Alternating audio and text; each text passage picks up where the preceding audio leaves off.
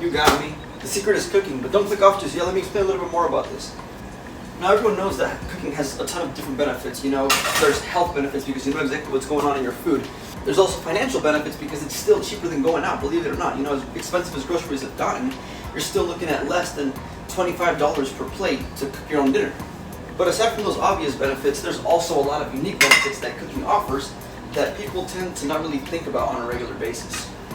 I just realized my mic wasn't hooked up, so sorry if that sounds bad at the beginning. Anyway, first and foremost, you have the fact that cooking teaches you different skills. You know, you learn what different pots and pans are for. You learn about the various types of knives, and you learn how to use those knives. You know, you learn the difference between a fine dice and a rough chop, and all the other various crazy cuts that are out there in the world. Cooking also helps you boost creativity because it allows you to experiment a little bit. You know, you think, what if I add this to a dish? What if I add that to a dish? How will these different flavor combinations work? How can I present this in a way that looks beautiful? It's also kind of cathartic to me. I use it as a time to like just brainstorm and think about my next video and stuff. And today I'm using it to film a video. So there's that. In self-improvement, they're also always talking about delayed gratification. And when you cook, you're literally putting delayed gratification into practice because you have to do things and take action and wait for your food to be ready. Ordering food is easy. You know, you show up at the restaurant, you take a look at the menu, order your food, and you wait for it to arrive. And if you order Uber Eats or DoorDash, it just shows up at your door. You don't have to go anywhere. But with cooking, you have to do something. You know, it doesn't matter if it's a quick 30-minute dish like I'm making today. You know, I'm making a little version of butter chicken. I'm not Indian or anything. I just love the food. And that's also like a healthy version, so if any Indians are watching this, please don't hate me. I'm just trying to make what I can. But regardless of how long the recipe takes, you're still forced to do something, which puts delayed gratification into direct practice.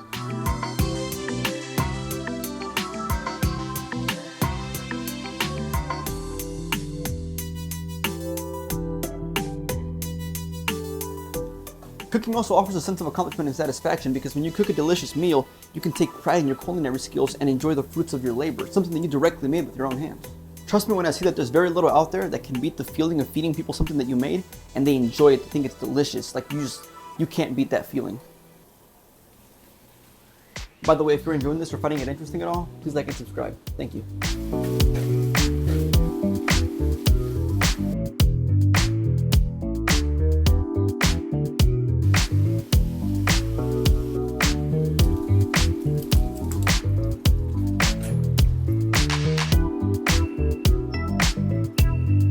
Alright, so let's pretend for a minute that I've convinced you and you want to start cooking more often, but you're not sure where to start. Well, keep watching because I'm going to share a couple of tips to get you started, and I'm going to share the simple system that I use and my secret weapon that'll help you eat home-cooked meals every single night if you do it right.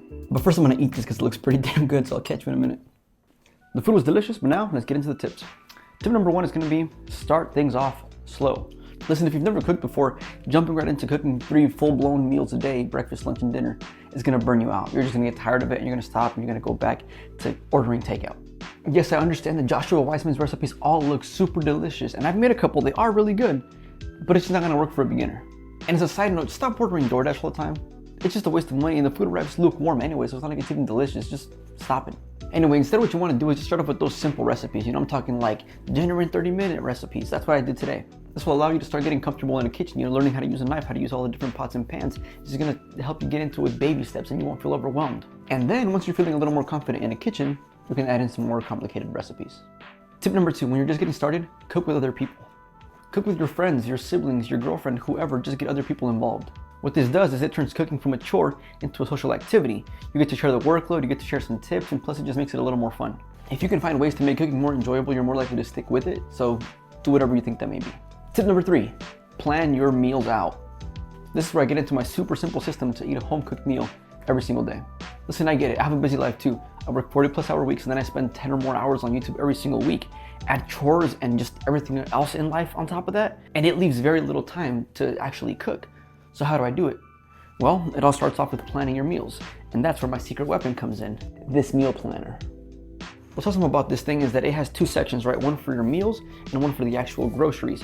So what you do is you plan out your meals, you write down what you're gonna cook every single day, and then you put the ingredients for that meal on the other side, and then you just tear the sheet off and you're grocery shopping.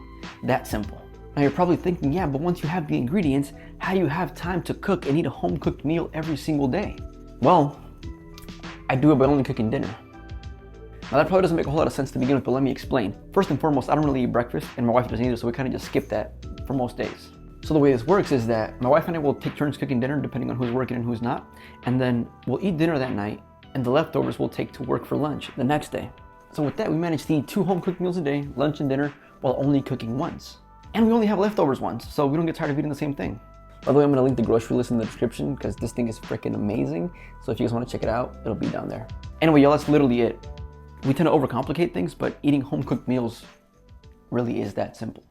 This video was a little bit vloggy, but if you enjoyed it, then you'll definitely enjoy this one, which is also kind of a vlog, so consider checking that out next. But with that, thank you for watching. Don't forget to like, comment, and subscribe. I'll catch you in the next one. Peace.